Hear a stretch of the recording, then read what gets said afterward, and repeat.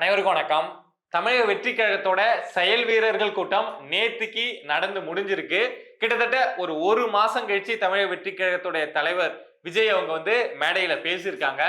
இந்த கூட்டத்தை பார்த்ததுக்கு அப்புறம் அதுல நடந்த விஷயங்கள்லாம் கேள்விப்பட்டதுக்கு அப்புறம் என்னால ஒரு விஷயத்த ரொம்ப தெளிவா புரிஞ்சுக்க முடியுது. என்ன அப்படின்னா 2026 தேர்தலுக்கான களம் அப்படிங்கிறது இப்படிதான் இருக்க போகுது. தமிழக வெற்றி கழகம் யாரு கூடயும் கூட்டணி கிடையாது அப்படிங்கிற விஷயத்த நேத்திலிருந்து நான் தெளிவா புரிஞ்சுக்கிட்டேன். தமிழக வெற்றி கழகம் கூட்டணிக்கு போயிடுவாங்க.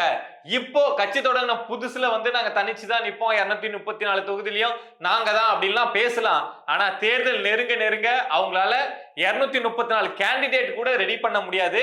கடைசி நேரத்துல கூட்டணி முடிவை தமிழக வெற்றி கழகம் எடுத்துருவாங்க அப்படின்னு சொல்லிட்டு அவங்க மேல ஒரு விமர்சனம் அப்படிங்கிறது வைக்கப்பட்டது.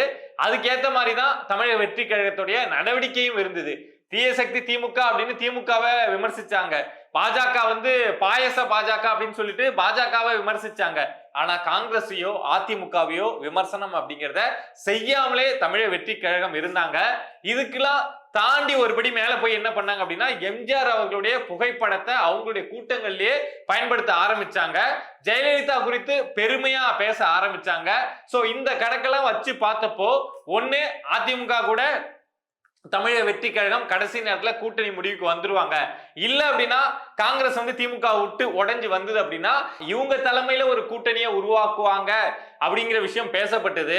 ஆனா காங்கிரஸ் வரும், வரும், வரும் அப்படிங்கிற இஷ்யூலாம் நம்ம பார்த்துட்டே இருந்தோம். ஆனா காங்கிரஸ் நாங்க என்னதான் செத்தாலும் நாங்க திமுகவுடைய கொத்தடிமையா தான் சாவோம் அப்படிங்கிற முடிவுல அங்கேயே ஐக்கியம் ஆயிட்டாங்க. அப்பப்போ சில சலசலப்பு அப்படிங்கிறத காட்டினாலும் காங்கிரஸோடைய அவங்கள்ட்ட இருக்கக்கூடிய பவருக்கு அவங்களால அதான் பண்ண முடியும். வெளியில உடைச்சிட்டு வர அளவுக்குலாம் அங்க கிடையாது, கட்சி கிடையாது. அதனால திமுகவே எங்களுக்கு போதும் அப்படின்னு காங்கிரஸ் அமைதி ஆயிட்டாங்க.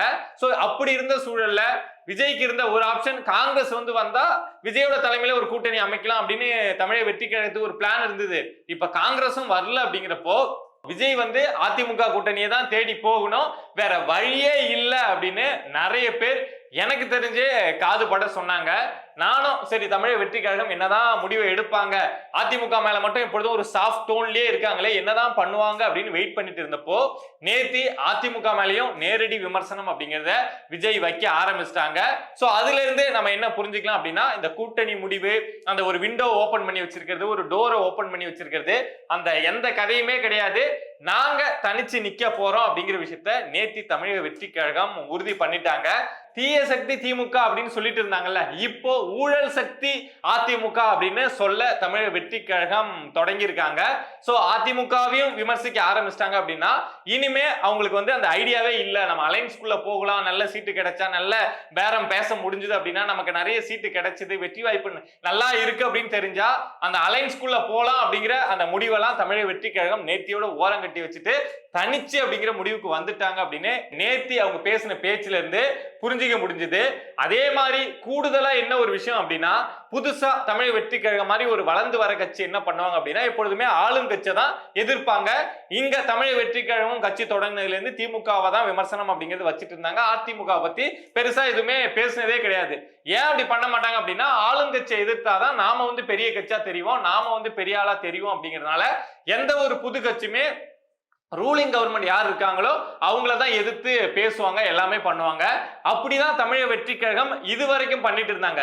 ஆனா நேத்தி அதிமுகவை அவங்க எதிர்த்து பேச ஆரம்பிச்சதுக்கு அப்புறம் ஒரு விஷயத்த புரிஞ்சுக்க முடியுது, இங்க திமுகவை விட அதிமுக பலமா மாறிட்டு இருக்காங்க. என்டிஏ அலைன்ஸ் திமுகவை விட இங்க பலமா மாறிட்டு இருக்கு.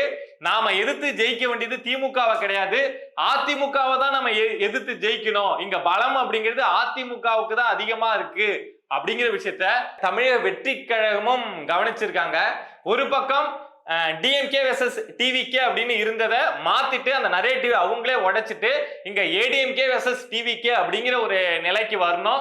ஏன்னா இங்க டிஎம்கே களத்திலே கிடையாது அப்படிங்கிற ஒரு இடத்துக்கு தமிழக வெற்றி கழகம் நகர்ந்திருக்காங்க. அதுக்கேற்ற மாதிரி அதிமுகவும் என்டிஏ அலைன்ஸ் அவங்களுடைய பவர் என்ன அப்படிங்கிறத இப்ப ரீசெண்ட் டைம்ஸா காட்டிட்டு தான் இருக்காங்க. எந்தெந்த கட்சியெல்லாம் கூட்டணிக்குள்ள கொண்டு வர முடியுமோ கொண்டு வந்துட்டாங்க. இன்னும் இருக்குது அப்படின்னா தேமுதிக தான். தேமுதிக என்ன பண்ணுவாங்க அப்படின்னு நமக்கு தெரியும்.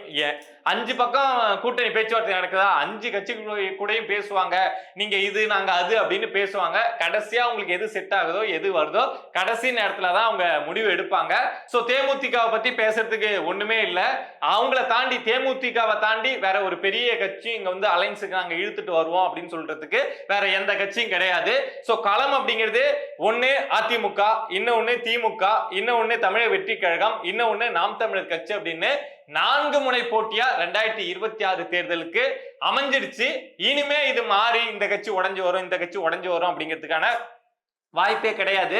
யாருக்காவது ஒரு நப்பாசம் இருக்கலாம், இந்த காங்கிரஸ் வந்து உடைஞ்சு வந்துருவாங்க, திமுகவுல இருந்து வெளியில வந்துருவாங்க, விஜயும் ராகுல் காந்தி ஃபிட்டு தெரியுமா, அவங்க முடிவு பண்ணி ஏதாவது ஒண்ணு கொண்டு வருவாங்க அப்படின்லாம் நீங்க யோசிச்சுட்டு இருந்தீங்க அப்படின்னா அந்த எண்ணத்தெல்லாம் குழி தோண்டி புதைச்சிருங்க. காங்கிரஸ் வந்து திமுகக்குள்ள ஒரு புதைக்குழியா போய் மாட்டிச்சு, அதால வெளியில எல்லாம் வரவே முடியாது. தமிழக வெற்றி கழகம் தனிச்சு தான் நிக்க போறாங்க. வெளியில இருந்து ஒரு பெரிய கட்சியும் கிடையாது அவங்க கூட்டணிக்குள்ள கொண்டு வர்றதுக்கு.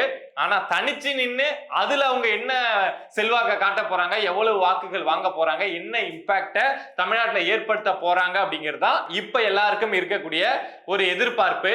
அதே மாதிரி தமிழக வெற்றி கழகத்துக்கு வந்து விசில் சின்னம் கிடைச்சிருக்கு. அவங்க சில சின்னத்து மேலதான் சில கட்சிகளுக்கு வந்து ஆசை அப்படிங்கிறது இருக்கும். இந்த சின்னம் வந்து நம்ம கட்சிக்கு கிடைச்சா நல்லா இருக்குமேப்பா. இப்போ நாம் தமிழர் எடுத்துக்கிட்டீங்க அப்படின்னா அவங்க கட்சி சார்ந்தே அவங்க வந்து விவசாய சின்னம் இருந்தா நம்ம கட்சிக்கு நல்லா இருக்கும் அப்படின்னு நினைச்சாங்க. பல கட்ட போராட்டத்துக்கு அப்புறம் அந்த சின்னத்தை அவங்களுக்கு வர வச்சாங்கல்ல. அதே மாதிரி தமிழக வெற்றி கழகம் கண்டிப்பா உங்களுடைய ஆப்ஷன்ல வச்சிருந்தாங்க விசில் சின்னம் நமக்கு கிடைச்சா நல்லா இருக்கும் அப்படின்னு. அது அவங்க ஆசைப்பட்ட மாதிரி தேர்தல் ஆணையமும் அவங்களுக்கு விசில் சின்னத்தை ஒதுக்கி இருக்கு. சோ இந்த விசில் சின்னம் வந்து ரொம்ப ஈஸியா இருக்கும் அவங்களுக்கு வந்து கொண்டு போய் வெளியில சேர்க்கறதுக்கு, எல்லா இடத்தையும் கொண்டு போறது யார் வேணாலும் யூஸ் பண்ணலாம்ல. குழந்தையில இருந்து வயசானவங்க வரைக்கும் யூஸ் பண்ணலாம். வரையறதுக்கு சுவத்துல வரையறதுக்கு வந்து ரொம்ப ஈஸியா இருக்கும், வாங்கி கொடுக்கறதுக்கு ஈஸியா இருக்கும். சும்மா ஒரு 1000 ரூபாய்க்கு நம்ம விசில் வாங்கி வரங்க போறவங்களுக்கு எல்லாம் கொடுக்கலாம். எல்லார் வீட்லயும் விசில் அப்படிங்கிறத கொண்டு போய் சேர்க்கலாம். சோ இந்த சின்னம் வந்து தமிழக வெற்றி கழகத்துக்கு ஒரு பெரிய பாசிட்டிவ் அப்படின்னா கண்டிப்பா ஒரு பாசிட்டிவான விஷயம் தான். ஏன்னா வரையறதுக்கு ஒரு கஷ்டமான, வாங்கறதுக்கு ஒரு விலை மதிப்பு அதிகமா இருக்கக்கூடிய ஒரு பொருளை சின்னமா கொடுத்துட்டாங்க அப்படின்னா அதை கொண்டு போய் சேர்த்துடலாம். இப்ப இருக்கக்கூடிய டிஜிட்டல் வேலையில கொண்டு போய் சேர்த்துடலாம். ஆனா அதை பயன்பாட்டுக்கு கொண்டு வர்றது அப்படிங்கிறது தமிழக வெற்றி கழகத்துக்கு ரொம்ப கஷ்டமான ஒரு விஷயமா இருந்திருக்கும். பட் இந்த விசில் கிடைச்சது அவங்களுக்கு ஒரு பெரிய பாசிட்டிவிட்டி தான். ரொம்ப ஈஸியா மக்கள் கிட்ட அவங்க போய் சேரலாம். அதே மாதிரி இன்னொரு விஷயம் என்ன அப்படின்னா தமிழக வெற்றி கழகம் வந்து ஒரு சேட்டலைட் சேனலை தொடங்க போறாங்க அப்படிங்கிற செய்தி நம்ம ஆல்ரெடி கேள்விப்பட்டோம். பட் இப்போ வந்து வாங்க போறாங்க, டைம் இல்லை அப்படிங்கிறதுனால இந்த தேர்தலுக்குள்ள ஏதாவது ஒரு இம்பாக்டை ஏற்படுத்தணும் அப்படிங்கிறதுனால ஆல்ரெடி இருக்கும்ல, கொஞ்சம் ஃபெமிலியரா இருக்கும்ல. ஸோ அந்த சேனலை வந்து பேரம் பேசிட்டு இருக்காங்க. பேசி கூடிய சீக்கிரம் அந்த சேனலை வாங்கி அந்த சேனலுடைய நேமை மாத்தி தமிழக வெற்றி கழகத்துக்குன்னு ஒரு சேனல் வந்துரும் அப்படின்னு சொல்றாங்க. பட் என்ன சேனல் வாங்குறாங்க, எப்போ அந்த பேச்சுவார்த்தை எல்லாம் முடியும், ஏன்னா சீக்கிரம் முடிக்கணும்ல, எலெக்ஷன் நெருங்கிடுச்சுல. சோ என்ன நடக்குது அப்படிங்கிற விஷயத்தெல்லாம் பொறுத்திருந்து பார்ப்போம். களம் திமுக வெர்சஸ் டிவிகே அப்படின்னு இதுக்கு முன்னாடி டிவிகே சொல்லிட்டு இருந்தாங்க. இப்போ ஏடிஎம்கே வெர்சஸ் டிவிகே அப்படின்னு சொல்ற அளவுக்கு இங்க அதிமுக பலமா மாறி இருக்கு. இன்னொரு பக்கம் இந்த கூட்டணி அப்படிங்கிற எல்லா விண்டோவையும் க்ளோஸ் பண்ணிட்டு நாங்க தனிச்சுதான் நிக்க போறோம் அப்படிங்கிற விஷயத்த தமிழக வெற்றி கழகமும் உறுதி பண்ணியிருக்காங்க. தமிழ்நாட்டுல 2026ல 4 முனை போட்டி அப்படிங்கிறது உறுதி செய்யப்பட்டுருச்சுங்க.